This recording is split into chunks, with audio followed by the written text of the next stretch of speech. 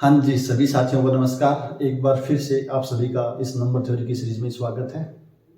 आज अपन lecture number 3 के बारे में डिस्कस करेंगे। लेक्चर फर्स्ट में अपन ने पढ़ा था डिवीजन एल्गोरिथम। लेक्चर सेकंड में अपन ने डिस्कस किया था कंसेप्ट ऑफ डिविजिबिलिटी। आज के वीडियो में अपन डिस्कस करेंगे ग्रेटेस्ट कॉमन डिवाइजर के कंसेप्ट को। ग्रेटेस्ट कॉमन डिवाइजर हमेशा ही दो इंटीजर का फाइंड आउट करते हैं। ए और बी कोई भी दो इंटीजर हैं, then greatest integer of A B find किया जाता है। तो सबसे पहले अपने दिमाग में यही क्वेश्चन आएगा कि सर कोई भी दो इंटीजर लो, हमेशा ही उनका ग्रेटेस्ट इंटीजर है वो डिफाइन होगा क्या, या कुछ केस में नहीं होगा? अगर नहीं होगा तो कौन कौन से वो केस हैं जिनमें ग्रेटेस्ट कॉमन डिवाइजर डिफाइन नहीं होगा? इन सभी क्वेश्चनों को अपन डिस्कस करेंगे और ये वीडियो देखने के बाद आपके सारे के सारे डाउट क्लियर हो जाएंगे। वीडियो शुरू करने से पहले मैंने यहाँ पे कुछ प्रॉब्लम लिखी हैं, वो आप अपनी कॉपी में नोट डाउन कर लो और इनको आप सोल्व कर लो कि आपका इसका सॉल्यूशन या इसका आंसर क्या रहा है। लास्ट में अपन इन सभी प्रॉब्लम को डिस्कस करें। सबसे फर्स्ट प्रॉब्लम है ग्रेटेस्ट कॉमन डिवाइजर ऑफ 0,4 है, वो क्या होगा? सेकंड है कि 0,-6 का ग्रेटेस्ट कॉमन डिवाइजर कितना आएगा? थर्ड प्रॉब्लम है -2 और 4 का ग्रेटेस्ट कॉमन डिवाइजर कितना आएगा, या डिफाइन नहीं होगा। इनमें ध्यान रखना किसका डिफाइन नहीं होगा, अगर डिफाइन होगा तो कितना आएगा। 4 है ग्रेटेस्ट कॉमन डिवाइजर 0,0 का कितना होगा। 5 नंबर प्रॉब्लम है कि 0, k का ग्रेटेस्ट कॉमन डिवाइजर अगर 1 है तो उस केस में k का मान है वो कितना है।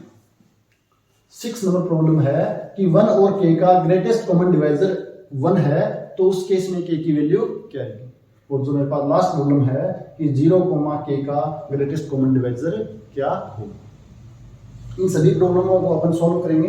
उससे पहले अपन देखते हैं ग्रेटेस्ट कॉमन डिवाइजर। जैसा नाम है वैसे ही उसकी डेफिनेशन।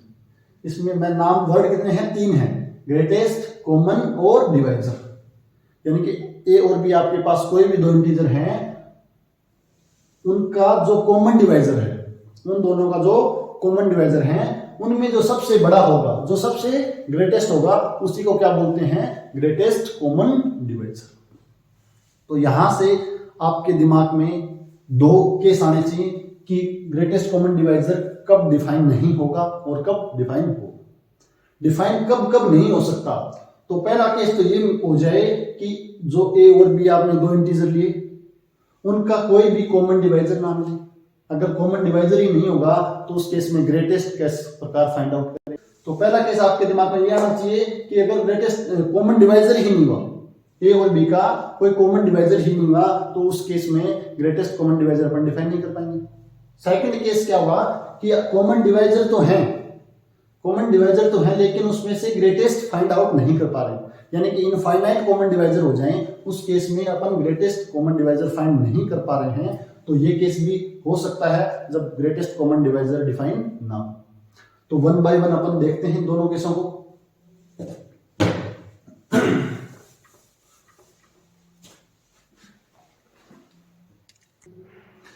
तो फर्स्ट केस मेरे पास क्या हो सकता है, जब उनका कॉमन डिवाइजर हो ही ना। और सेकंड केस क्या हो सकता है, जब कॉमन डिवाइजर आपके पास इनफाइनाइट मैनी है, लेकिन उसमें से अपन ग्रेटेस्ट फाइंड आउट नहीं कर पा। तो लास्ट क्लास में अपन ने कंसेप्ट ऑफ डिविजिबिलिटी का पढ़ा था, उसके अंदर 3 चीज देखी थी। मेनली 3 चीज क्या थी कि 1 है वो प्रत्येक इंटीजर को डिवाइड करता है, यानी मैं बोलूं कि 1 है वो प्रत्येक इंटीजर का डिवाइजर है। दूसरी चीज अपन ने देखी थी कि 0 को प्रत्येक नॉन जीरो इंटीजर डिवाइड करता है, या मैं ये बोलूं कि every non zero integer is a divisor of 0। और थर्ड चीज अपन ने ये भी देखा था कि अगर ए मेरे पास डिवाइजर है किसी नंबर बी का, तो -ab क्या होगा? बी का डिवाइजर होगा। यानी मैं बोलूं कि डिवाइजर हमेशा पेयर्स में आते हैं। किस में आते हैं? पेयर्स में आते हैं। अगर नेगेटिव है तो पॉजिटिव भी होगा, पॉजिटिव है तो नेगेटिव भी होगा। तो फर्स्ट चीज क्या है कि 1 है वो a को डिवाइड करता है for all a belongs to z। तो यहां से मुझे क्या पता चल रहा है कि 1 है वो प्रत्येक इंटीजर का क्या होगा? डिवाइजर होगा।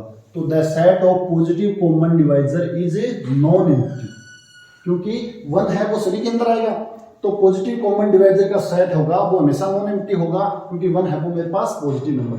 तो केस फर्स्ट है वो यहाँ से ही मेरे पास क्या हो गया, डिस्कार्ड हो गया कि ये वाला केस कभी नहीं बनेगा कि आपके पास कॉमन डिवाइजर मिले ही ना।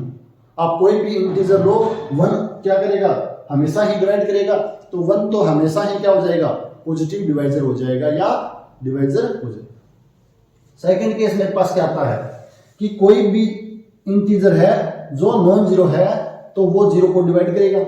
यानी कि मैं बोलूं कि a और b अगर दोनों 0 हो जाते हैं तो उस केस में number of positive common divisor कितने हो जाएंगे, इनफाइनाइट हो जाएंगे। कितने हो जाएंगे, इनफाइनाइट हो जाएंगे। 0 के केस में 0 के अलावा प्रत्येक इंटीजर क्या होगा, डिवाइजर होगा, तो इनफाइनाइट क्या हो जाएंगे, पॉजिटिव डिवाइजर हो जाएंगे। इनफाइनाइट पॉजिटिव डिवाइजर हो जाएंगे। अगर दोनों 0 हैं तो कॉमन पॉजिटिव डिवाइजर कितने हो जाएंगे, वो भी इनफाइनाइट हो जाएंगे। तो इस केस में मेरे पास ग्रेटेस्ट कॉमन डिवाइजर है, अपन फाइंड आउट नहीं कर सकते। तो मेरे पास एक केस मिल गया कि जब मेरे पास क्या हो, दोनों 0 हैं तो उस केस में जीसीडी है वो नॉट डिफाइंड। क्या होगा, नॉट डिफाइंड। अगर ए और बी में एक भी क्या हो गया मेरे पास नॉन जीरो, अगर ए और बी में एक भी नॉन जीरो होता है तो उस केस में मेरे पास क्या मिलेंगे, finite number of positive common divisor. अगर एक भी नॉन जीरो है तो उस केस में number of finite common divisor है वो कितने होंगे, फाइनाइट होंगे। तो इस केस में जो फाइनाइट है तो उसमें कौन सा बड़ा है कौन सा छोटा है अपन आराम से डिसाइड कर सकते हैं। तो इस केस में जो सबसे बड़ा वाला होगा, सबसे लार्जेस्ट होगा, वही क्या कहलाएगा, ए और बी का कॉमन डिवाइजर कहलाएगा। क्या कहलाएगा, कॉमन डिवाइजर। तो इन प्रॉब्लम में बात करें अपन तो छोड़ के 0,0 को सभी का कॉमन डिवाइजर क्या करेगा, डिफाइन होगा। अब कितना होगा वो आपको नोट करना है और इस लेक्चर के बाद अपन देखेंगे कि वो कितना आएगा। अब मैं अगर डिफाइन करूं, अब मैं ग्रेटेस्ट कॉमन डिवाइजर को डिफाइन करूं तो क्या हो जाएगी डेफिनेशन, डेफिनेशन हो जाएगी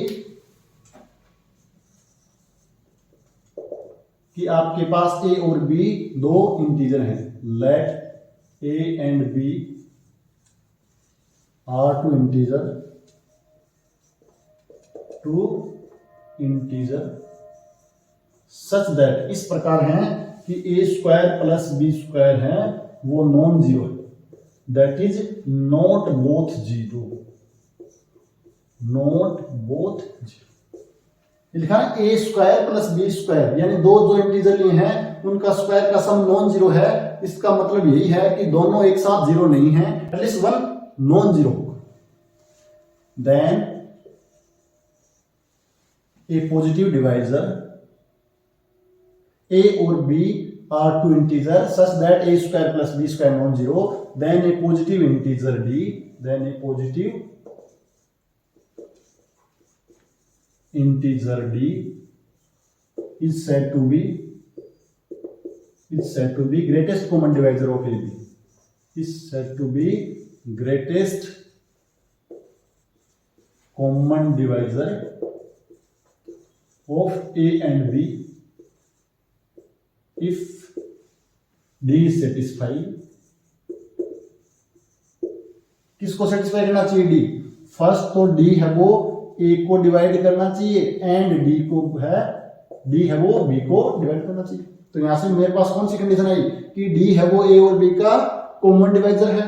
सेकंड चीज क्या दिखाना मुझे, D को सबसे ग्रेटेस्ट दिखाना है। तो इफ मेरे पास कोई दूसरा इंटीजर C है जो A को भी डिवाइड करता है और C है वो B को भी डिवाइड करता है, देन C को D को भी डिवाइड करना पड़ेगा। अदरवाइज क्या हो जाएगा, C है वो बड़ा हो जाएगा। यहां से फर्स्ट कंडीशन मेरे पास क्या बोल रही है कि D है वो A और B का कॉमन डिवाइजर है। सेकंड कंडीशन क्या बोल रही है कि C A को डिवाइड कर रहा है, C B को डिवाइड कर रहा है, देन C है वो D को भी डिवाइड कर देगा। तो ये कंडीशन बता रही है कि D आपके पास ग्रेटेस्ट कॉमन डिवाइजर। तो ग्रेटेस्ट कॉमन डिवाइजर की डेफिनेशन क्या हो जाएगी, ए और बी आपके पास कोई दो इंटीजर हैं सच दैट कम से कम एक नॉन जीरो इंटीजर है। तो उस केस में कोई भी पॉजिटिव इंटीजर डी, कोई पॉजिटिव इंटीजर डी है उसको ग्रेटेस्ट कॉमन डिवाइजर कब बोलेंगे, ए और बी का, जब वो इन दो कंडीशन को सेटिस्फाई करता है, जब वो इन दोनों कंडीशन को सेटिस्फाई करता है। एग्जाम्पल के लिए मैं डिस्कस करूं, एग्जाम्पल मेरे पास है, आपसे पूछा जाए ग्रेटेस्ट कॉमन डिवाइजर ऑफ 5 और 10। 5 और 10 का जो कॉमन डिवाइजर है उनमें सबसे बड़ा कौन सा होगा? तो आप बोल सकते हो कि सर 5 है वो 5 को भी डिवाइड करता है, वो 5 है वो 10 को भी डिवाइड करता है। 5 से बड़ा कोई भी ऐसा इंटीजर नहीं है पॉजिटिव जो दोनों को डिवाइड। अब मैं बात करूं एग्जाम्पल की, तो मेरे पास अगर आपसे पूछा जाए कि जीसीडी ऑफ 5, 10 है वो कितना हो जाएगा, तो आप बोलोगे सर 5 और 10 का डिवाइजर सबसे बड़ा तो 5 ही होगा, 5 से बड़ा तो कोई 5 का डिवाइजर ही नहीं मिलेगा। तो ग्रेटेस्ट कॉमन डिवाइजर ऑफ 5, 10 है वो कितने हो जाएंगे? 5 हो जाएंगे। अब आपसे पूछा जाए कि ग्रेटेस्ट कॉमन डिवाइजर ऑफ -1, 10 है वो कितना होगा, तो आप कहोगे सर -1 के डिवाइजर तो 2 ही हैं, एक तो +1 है, एक -1 है। 10 के डिवाइजर कितने हैं? 1, -1, 2, -2, 5, -5, 10, -10।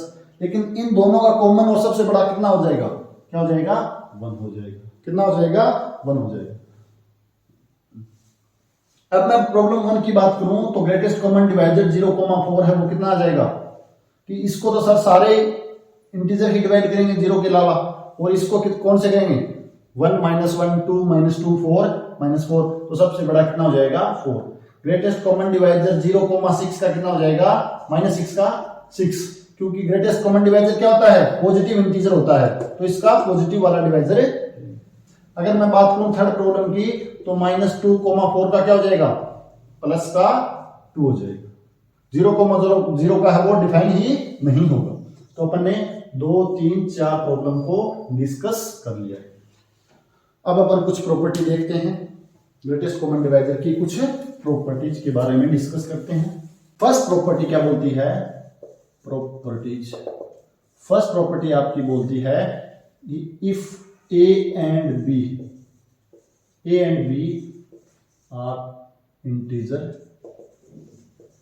integers such that not both 0, यानी कि a² plus b² is non-zero, then there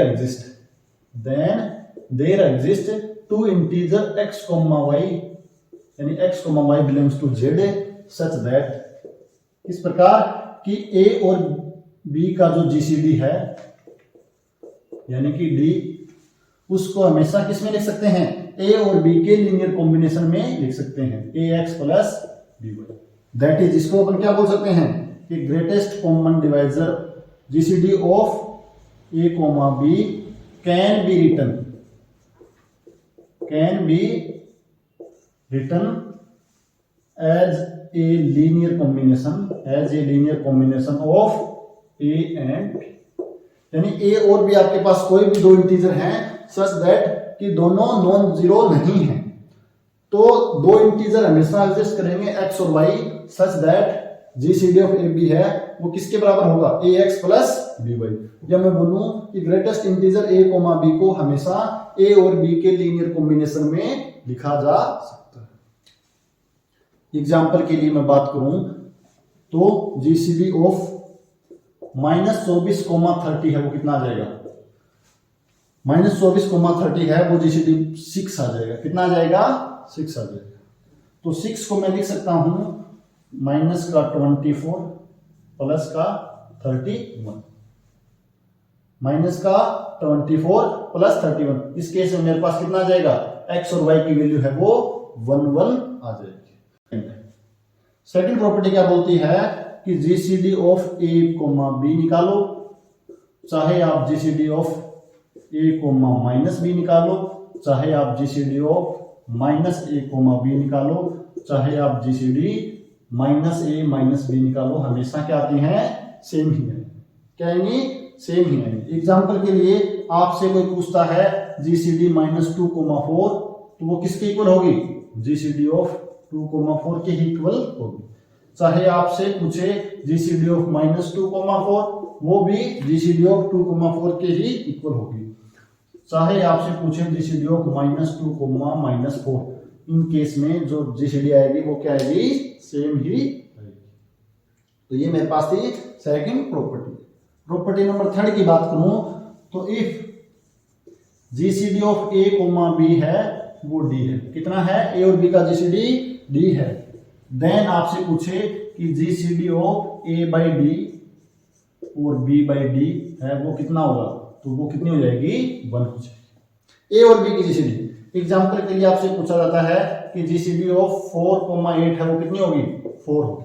तो 4 और 8 को 4 से डिवाइड किया जाता है, तो यहाँ पे कितनी आएगी जीसीडी उस केस में, ये बन जाएगा जीसीडी ऑफ 1,2 और वो कितनी आ जाएगी, 1 आ जाएगी। तो जब ग्रेटेस्ट कॉमन डिवाइजर से ए और बी को डिवाइड किया जाता है तो उस केस में जो उनकी जीसीडी आएगी वो 1 आएगी। क्या आएगी, 1 आएगी। अब मैं बात करूं प्रॉपर्टी नंबर 3। प्रॉपर्टी नंबर 3 पे मैं बात करूं तो थर्ड प्रॉपर्टी क्या बोलती है, थर्ड प्रॉपर्टी बोलती है कि इफ ए है सी को डिवाइड करता है एंड बी है वो भी किसको डिवाइड करता है, सी को। ए सी को डिवाइड करता है एंड बी सी को डिवाइड करता है such that GCD of A comma B मेरे पास क्या है, 1 है, देन ए बी है वो भी किसको डिवाइड करेगा, सी को डिवाइड करेगा। क्या बोल रहा है, ए सी को डिवाइड करता है, बी सी को डिवाइड कर रहा है और ए और बी का जीसीडी कितना है, 1 है। तो उस केस में ए बी है वो किसको डिवाइड करेगा, सी को डिवाइड करेगा। किसको, सी को। एग्जांपल के लिए अपन बात करें तो मुझे पता है कि 3 है वो 30 को डिवाइड करता है एंड 5 भी 30 को डिवाइड करता है। और मैं बात करूं जीसीडी ऑफ 3,5, जीसीडी ऑफ 3,5 कितना होगा, 1 होगा। कितना होगा, 1। तब अपन देख सकते हैं 3 और 5 यानी 3 इंटू 5 किसको डिवाइड करेगा, 30 को। 3 इंटू 5 15 30 को डिवाइड करता है। तो ये बोलती है मेरे पास प्रॉपर्टी नंबर 3। 4 नंबर प्रॉपर्टी क्या बोलती है कि इफ ए है वो बी सी को डिवाइड करता है, ए है वो बी इंटू सी को डिवाइड करता है and GCD of A comma B कितनी है, GCD of A comma B 1 है, देन आपके पास ए है वो सी को डिवाइड करेगा। ए बी इंटू सी को डिवाइड करता है, अगर ए और बी का जीसीडी 1 है तो ए है वो सी को डिवाइड करेगा। एग्जाम्पल के लिए मैं बात करूं तो 3 है वो डिवाइड करता है 3 इंटू 5, 3 इंटू 5। 3 और 5 का जीसीडी 1 है, 3 और 5 का है वो जीसीडी कितना है, 1 है, देन 3 किसको डिवाइड करेगा, 3 को डिवाइड करेगा। अब मैं बात करूं प्रॉपर्टी नंबर 5 पे। 5 नंबर प्रॉपर्टी क्या बोलती है कि by division algorithm, lecture first में अपन ने डिवीजन एल्गोरिथम के बारे में पढ़ा था कि a बराबर बी क्यू प्लस आर क्या है, डिवीजन एल्गोरिथम है जहां पे a b q r क्या है, इंटीजर है और b क्या है आपके पास, नॉन जीरो। देन आपसे पूछा जाए कि GCD of a comma b तो वो किसके बराबर होगी, GCD of b comma r। a comma b की जीसीडी निकालो चाहे b कोमा r की जीसीडी निकालो, क्या होगी, हमेशा इक्वल होगी। ये इंपॉर्टेंट प्रॉपर्टी है, इसका आगे यूज आएगा, तो ध्यान रखना। अगर मैं बाय डिवीजन एल्गोरिथम a बराबर बी क्यू प्लस आर लिख पा रहा हूं तो a b की जीसीडी और बी आर की जीसीडी है वो क्या होगी, इक्वल होगी। क्या होगी, इक्वल होगी। अब मैं बात करता हूं लास्ट प्रॉपर्टी। प्रॉपर्टी लास्ट क्या बोल रही है, 6 प्रॉपर्टी बोलती है के ए और के बी की जीसीडी है वो कितनी होगी, के आएगा मोड के साथ बाहर आएगा, के मोड के साथ बाहर आएगा और ए कोमा बी की जीसीडी हो जाएगी। अब अपन देखेंगे प्रॉपर्टी 6 के बाद जो प्रॉब्लम बची है मेरे पास, प्रॉब्लम नंबर 5 कि जीसीडी ऑफ एग्जांपल नंबर 5 या मैं बोलूं problem number 5, GCD of 0 comma k है, उसका मान अगर 1 है देन के की वैल्यू है वो कितनी है। इस टाइप के क्वेश्चन सीयूटी है, आईटी जेम है या सेट में पूछे जा सकते हैं। तो 0 कोमा के का जीसीडी 1 होना चाहिए। तो आपको पता है कि 0 को तो प्रत्येक नॉन जीरो इंटीजर डिवाइड करता है। अब के का मान कितना लूं कि मेरे पास यहाँ पे 1 आ जाए, तो के का मान यहाँ पे सिर्फ आपके पास 2 ही केस हैं, कौन कौन से, कि के का मान आप एक तो 1 ले सकते हो और दूसरा आपके पास केस है के का मान आप -1 ले सकते हो। 1 लोगे तो भी ग्रेटेस्ट कॉमन डिवाइजर 1 आएगा और -1 लोगे तो भी ग्रेटेस्ट कॉमन डिवाइजर 1 होगा। अपन ने देखा था एक प्रॉपर्टी में कि a b और a माइनस b का ग्रेटेस्ट कॉमन डिवाइजर है वो इक्वल होगा। तो यहाँ पे k की वैल्यू कितनी आ जाएगी, प्लस का 1 और माइनस का 1। अब अगर मैं बात करूं एग्जांपल नंबर 6 या प्रॉब्लम नंबर 6, क्या है कि जीसीडी ऑफ 1 k है वो कितना है, 1 है। देन अपने को क्या बताना है, k का मान है वो कितना आएगा। हम जानते हैं कि 1 के डिवाइजर हैं वो सिर्फ 2 होते हैं, 1 और -1, या तो 1 होगा या -1 होगा। k का मान आप कुछ भी रखो, k का मान आप कुछ भी रखो, अगर 1 या -1 है तो उस केस में जीसीडी कितना आता है, हमेशा ही 1 आता है। तो k का मान आप चाहो तो 2 रख लो, चाहो तो आप 5 रख लो, चाहो तो आप -6 रख लो, क्या आता है, हर केस में जीसीडी 1 आता है। तो k की वैल्यू क्या रखो, आप चाहे कुछ भी रखो। तो मैं बोलता हूं k है, अगर आपके पास पूरा सेट ऑफ इंटीजर है, k को आप पूरा सेट ऑफ इंटीजर ले लेते हो, उस केस में भी जीसीडी ऑफ 1 k है वो 1 ही आएगा। तो यहाँ पे k की वैल्यू क्या आ जाएगी, set of integer. Last example क्या है मेरे पास, जीसीडी ऑफ 0 k। आपको पता है जीसीडी ऑफ 0 k है वो कितना होगा, k नहीं होगा, k मत कर देना, यहाँ पे k है वो गलत है। क्यों गलत है, क्योंकि मैं यहाँ पे ले लेता हूँ k की वैल्यू -3, तो कितना आ जाएगा, -3। जीसीडी है वो हमेशा पॉजिटिव इंटीजर होता है। तो क्या है कि जीसीडी ऑफ 0 k हमेशा ही mod k है। तो इन चीजों का अपने को ध्यान रखना है। मुझे उम्मीद है कि अब आपके पास कोई भी डाउट नहीं बचा होगा। अगर आपने डेफिनेशन अच्छे से देख ली, अच्छे से प्रॉपर्टी कर ली है और इन प्रॉब्लम को सोल्व कर ली है, तो आपके पास किसी भी टाइप की प्रॉब्लम हो आप आसानी से सोल्व कर सकते हो। अब नेक्स्ट वीडियो में अपन देखेंगे कि जब जीसीडी ऑफ a, b, जब a और b का जीसीडी 1 हो जाता है तो मेरे पास एक नए कंसेप्ट आता है। क्या बोलते हैं उस कंसेप्ट को, को प्राइम नंबर। जब a और b का ग्रेटेस्ट कॉमन डिवाइजर 1 होता है तो उस केस में a और b क्या कहलाते हैं, को प्राइम या रिलेटिवली प्राइम। इस कंसेप्ट को अपन नेक्स्ट लेक्चर में डिस्कस करेंगे। आज के लिए इतना ही। आप सभी का बहुत बहुत धन्यवाद।